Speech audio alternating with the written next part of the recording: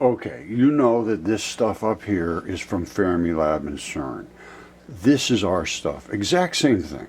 Only we actually show the particles because we were able to split them and create the Cherenkov radiation, muons and electron neutrinos and sterile muons. We did all that stuff. So now, this was pictures taken by Rod Warren. Now listen to this. So about a year ago, I get this from Dylan Carpenter, who is Rod's nephew. Now check this out. It blew my mind. Everything I say is dipoles, and it is. Everything's a dipole. Now, everything creates a magnetic field that spins through space. I've said this a million times because space is nothing more than loaded with electrons. It's loaded with electrons and particles. So anything that has a field around it, which everything does have particles surrounding it, the bigger it is, the more particles glued to it, it creates a field, just like the motor. Well, I probably didn't show you, but a motor, a DC motor, is nothing more than that, right there. Just nothing more than that. And as it spins, it sends out a field around it. We send it through wires, but it sends out a field. This one makes its field just go around it. Now, how did he do this? He got a new phone, apparently. And I don't know what it is, but I'll just see if I can find out, or maybe he'll chime in. But they're all dipoles, except the moon. Well, why is the moon not a dipole? And I'll show you the moon's not a dipole. But look at these particles. That's a dipole, dipole, dipole, dipoles. These are all, and wherever you see a black and a white together. Now this one here, I believe, must be Venus. That's the only thing I can take away, because this is an enormous dipole, and it appears to be a planet. All right, and its field is so enormous that it actually shows up around our moon. Now watch this. This one down here. Check this out. Now, I believe at this point that real glowy planet is behind, or right in behind the moon somewhere. And we're seeing these magnetic fields. You see them surrounding, all the way surrounding, covering around the moon, but no magnetic field of the moon. You don't have any lines coming out surrounding the moon, but you have a blue and you have a reddish orange down here. That indicates that it's moving this way, concussing the particles in front of it, but not spinning. It's like a ball going through the air, not spinning. A spinning ball going through the air creates this. All right, and that's what makes them spin. That's why you have a curveball. They spin it. They throw it, and it spins like this, and it interacts harder on one side than the other side, which makes it zoom, flip like that. That's what a curveball does, a sinker. All those different things are nothing more than push to shove of particle to particle, just like that. I've been studying this for over a year. But if anybody thinks that these fields have no effect on light that is passing through here, and we think it's just, it just flows through there like there was nothing in the way, no, absolutely not. That's why the Hubble Space Telescope is absolutely worthless as far as trying to say, oh, that planet out there is 100 million light years away. It could be right down the street. It depends on how dense the space is in front of it, because all that's going to do is slow down the particles. They slow down as they go through this. There's no other way to understand this. You can't possibly miss this. And I've been told by the top physicists in the world, and I mean, I'm serious, the top ones in the world, oh, this is just nothing, that's just all nonsense, it just doesn't mean anything at all. None of the pictures I have shown to you mean anything to the top physicists in the world. They won't address them. They won't talk about them because I don't have any peer review. And I'm showing what the reality of our situation is in our lives, and because it's not accepted, it won't be allowed to be looked at. That's what really upsets me. I look at things, I want to understand things, and I want you to understand things. So you're going to have to come to my university. This is the real world. And you actually could see breaks in these these lines here, you see the dark, dark, dark, dark, dark. This is so detailed, it's absolutely phenomenal. And this I have no explanation for whatsoever. And why this is on top of the moon instead of behind it. There should be nothing between us and the moon. Now, I believe these are on top of, literally on the moon, because there are some magnetic anomalies they found just recently on the moon, which appear to wash out the field coming around. It has some influence on the field, but not like a field influence on the field. It has a push influence, but not a magnetic field effect, where fields are created from spinning particles within other magnetic field particles. And space is just nothing but saturated with magnetic particles. Anything that spins out there creates a field. Simple as that. The bigger the particle, the sun, the moon, or whatever, the more the field. Look at the field. Let me show you the field of the sun. All right, this is the galaxy, or a galaxy. And it's spinning. They're all spiral, every one of them, because everything appears to spin in space. Now, why? I can't tell you. But they do spin because they're moving. And anything that moves in space that's saturated with particles bumps into it, so the arms twist back because it's apparently moving this way. And everything twists back, and it creates, or moving that way, whatever.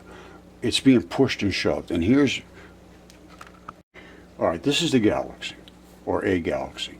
As they spin, it folds the arms back. Then you get the breaks between the arms, because that's the push to shove, the push to shove, the push to shove. And it keeps pushing tighter and tighter, and the white particles surround the center. But inside that is a black ball.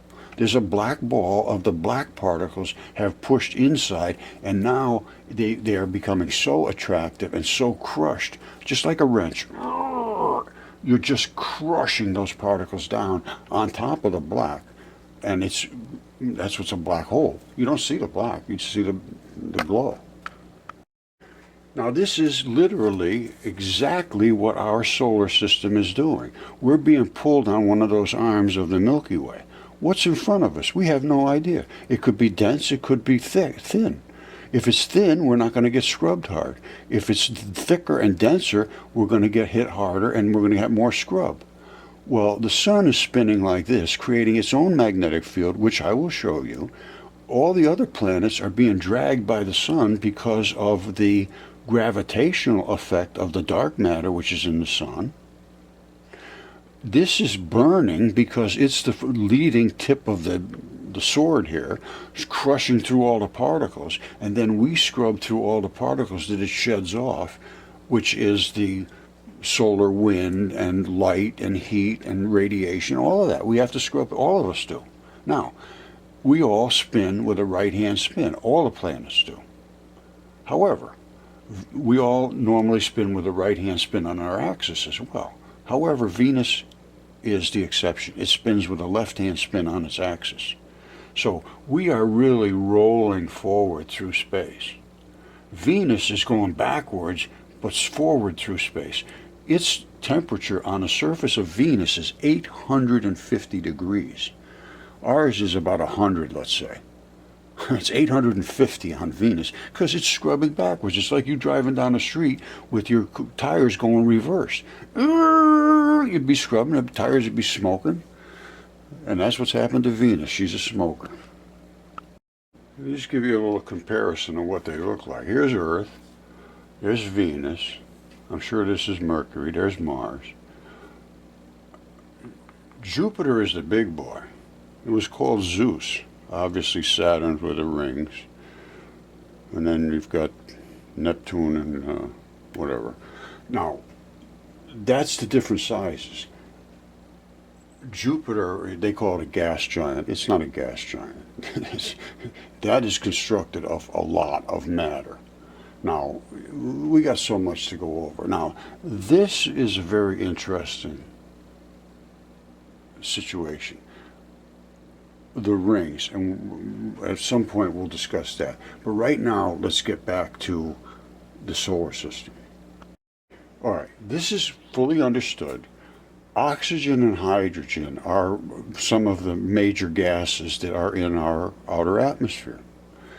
The gases float, and the hotter they get, the further they float out. Now, they create a layer out here called the ionosphere, which has a charge to it, the negative particles out here, the ions, the ionosphere. Well, what is a negative charge doing out there?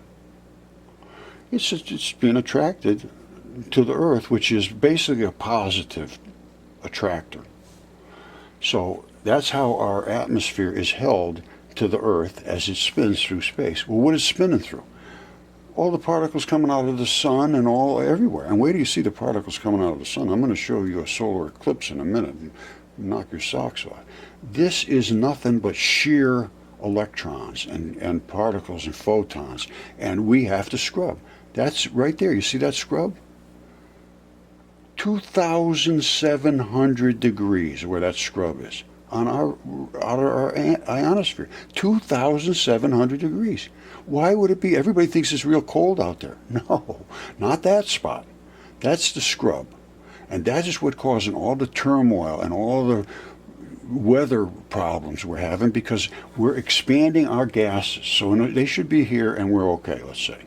We're scrubbing, it's getting warm out there, it's 2,500 degrees. No, not a big deal. Well, I almost guarantee you the temperature out here is increasing very rapidly because the expansion of the gases, it's out here now.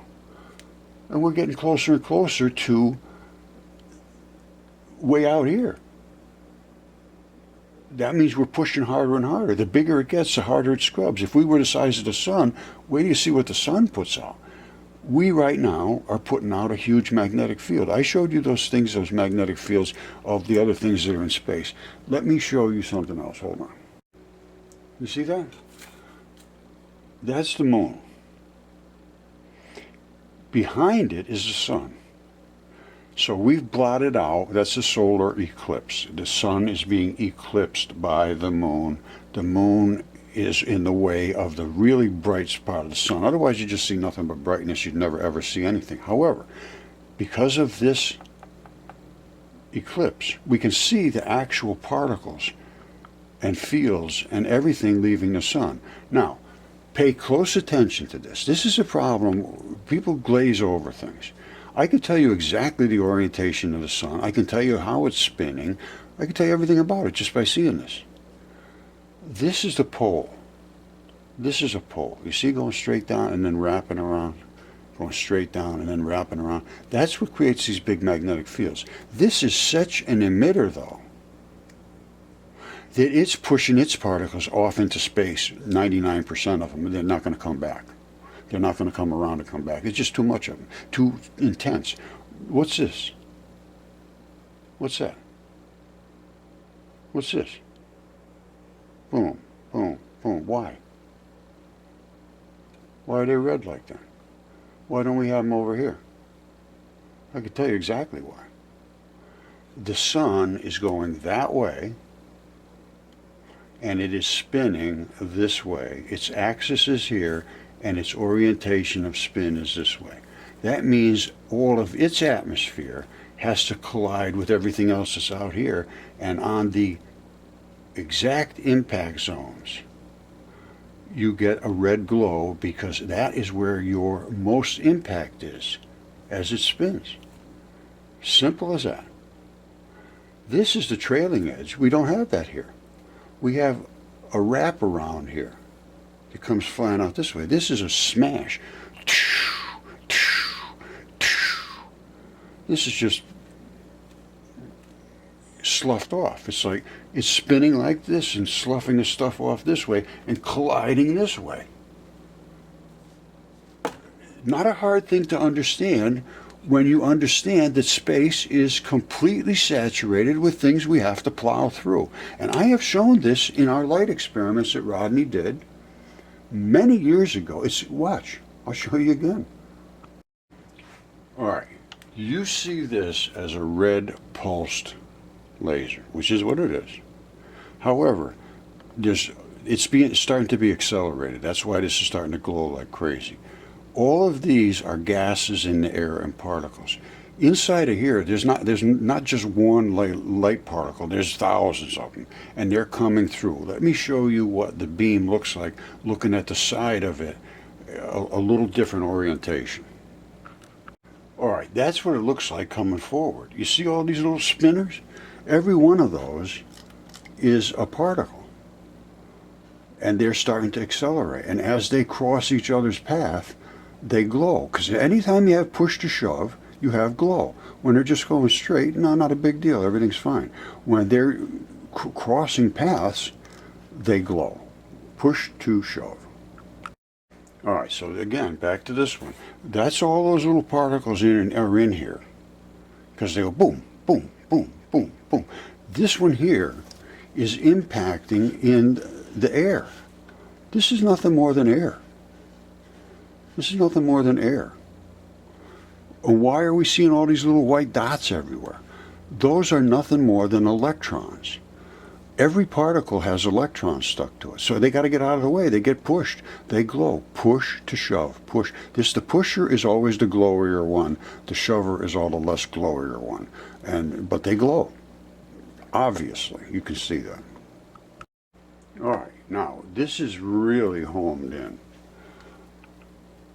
You don't see any real particles because they don't show up until they can emit and illuminate extreme amounts of energy for their size.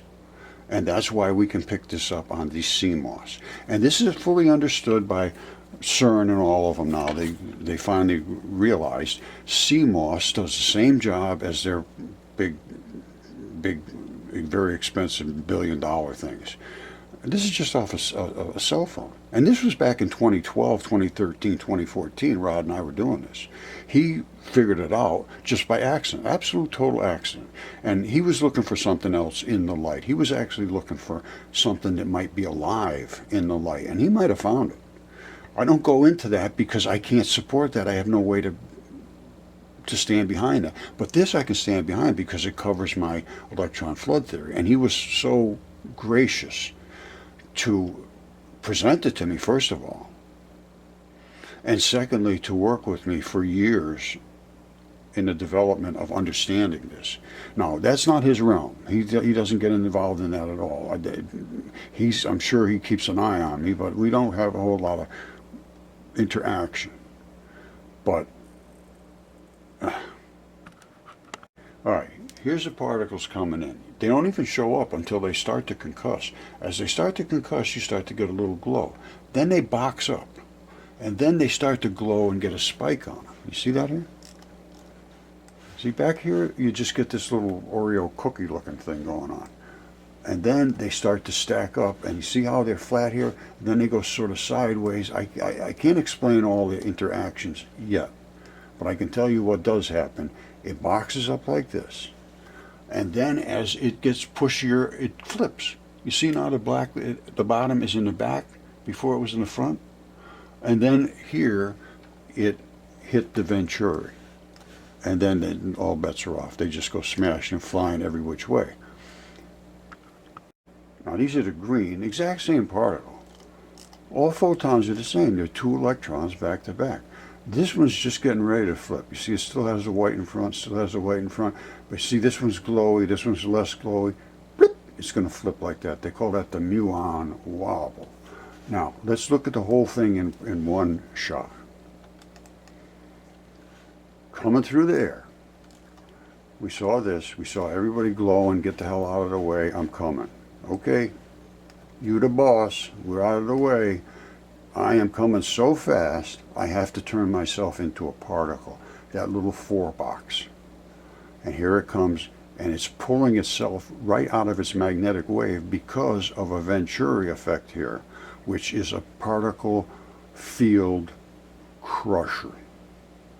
The fields surround the particles. Hold on, uno momento. This is what electron flood theory shows and proves, as you have just seen. That's the photon.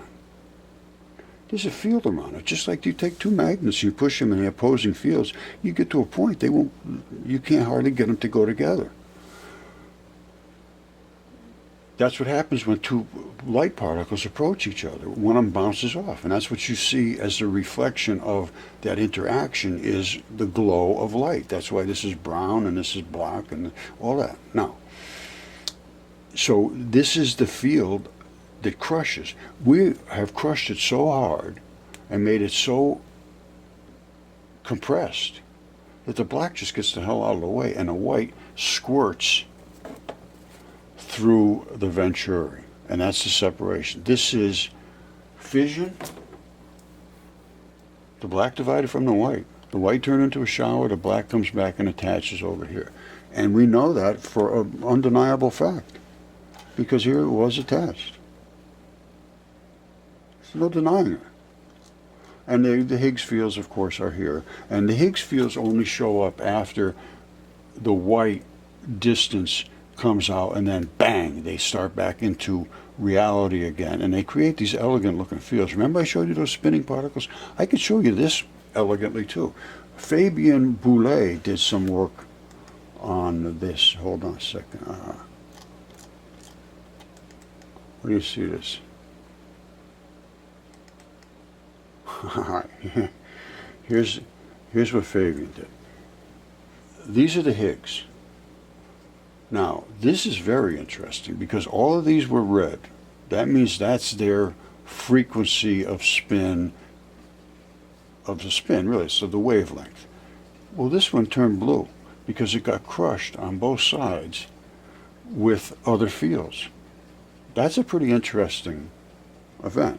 Now, you see these particles? They literally have little dots in them, and these are the little dots. This guy was talented. I haven't heard from him in years, but maybe he'll see this and get back in touch. Now, here's the whole event. Pushing through, accelerating, the Higgs fields, the particles. This one here is another one that's way off the charts, which is, I believe, a reverse spinner. I'll have to show you that in a second. But you see these little particles? The black and the white is around it. The black is coming forward, and the white is being pushed back, basically. And the black wants to come forward. All right, and these are the tips. You see, there's a tip here. There's a tip here. These are the tips. And then behind the tip is the fields. See this? This was taken with this phone, Samsung, the Galaxy S3. You see down in here? That's actual spinning little bitty particles creating these pulsating, strobing fields. And this is where the one turned blue. Now, there's a tip on each one of these. You see that? See that little particle tip there? That's real. And that's what Fabien was showing in that other shot. This stuff is stunning. It really is stunning. And you can see, oh, this is the one. Hold on a second. This is the one that's crazy. You see that? This particle, I think, came through backwards. And it was this construction, and then all of a sudden it hit another normal Higgs and did this. Now, what that is, that's beyond my comprehension. Because that shows me, I don't know what it shows me. I have no idea. None. I'm lost. But I can show you where I think it started from. Hold on. All right, here you see this? This right here is the venturi. The laser's coming this way. So we're seeing this. You see that spritz? That right there is the electron shower. It's electron shower, shower, shower, shower, shower. That one there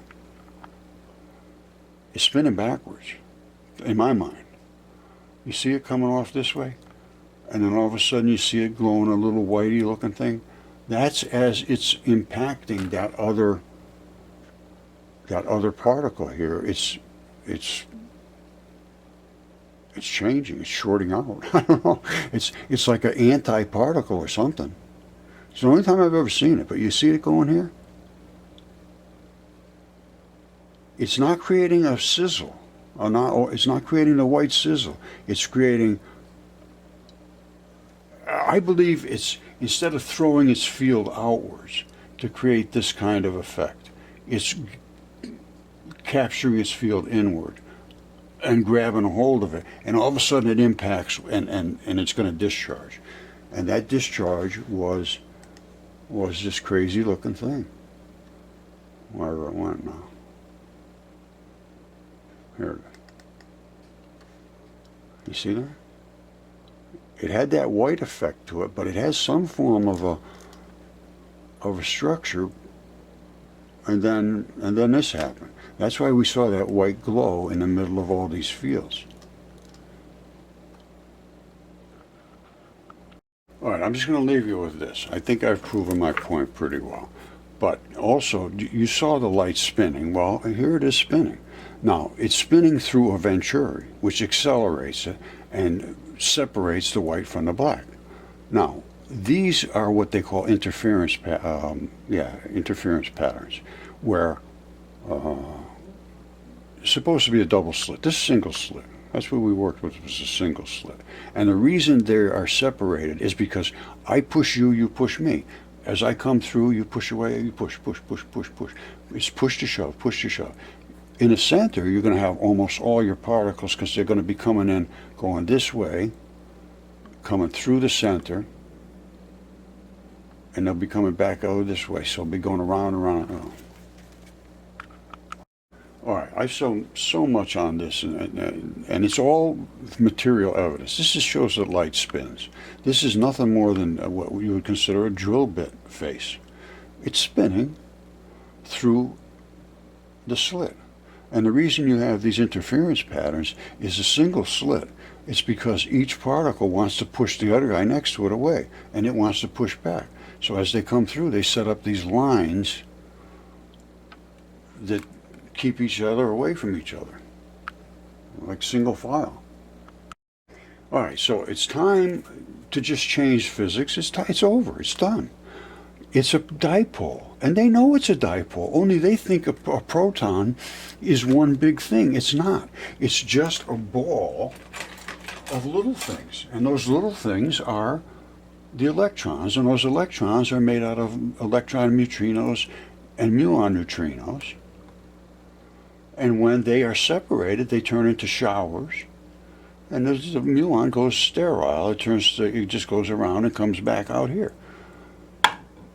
All right, physics is over now, the old physics. Now we have a way to maybe even get free energy. Because if we can do this, right here, this is supposedly 200 times increase in energy. And either we pick it up as heat or we pick it up as electron conduction, whichever way. If it's 200 times, you put 5 watts into here, you get 1,000 watts out. That is free, take home, no charge energy.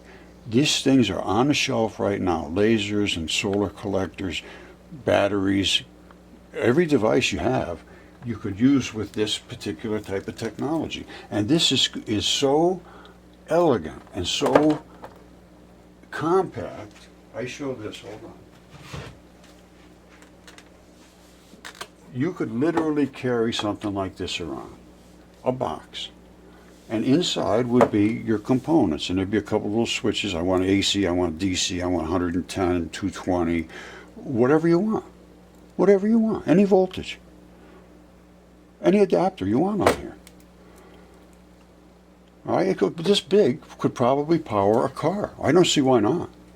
If you can get a ton of extra energy back, I don't know if in this video I showed it, I think I did, where you put that light on the CMOS, and it pumped it up to 2.5 volts out of one tiny little chip. Now, if you had the right type of absorbing, and they call them thin film absorption devices now, and I think it's called perovskites, but they're all different transition metals. Transition metals have all these deep orbitals that absorb electrons. All of this stuff has to be taken into account now. If you could take this out in the woods and fight fires, plug this into a generator and plug it into a pump to pump out of rivers or pump thing into rivers or do whatever you had to do. Whatever electricity does is power. Power is power. I mean, it's everything. Power is power. You ain't got no power, you got no power. And right now, people don't have any power. They are powerless in every respect. This changed the world overnight. And it's time to do something positive for a change. I don't want any money from this. I couldn't care less. And Rod doesn't either. Somebody should take care of him. He put a lot of work into this. My life is just about done, so you can't do much for me.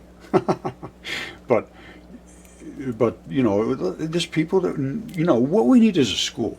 And we need somebody to step up. They say, oh, we're going to get millions of dollars, we're going to do this, we're going to get $500 million and that. Well, they're just walking around in circles.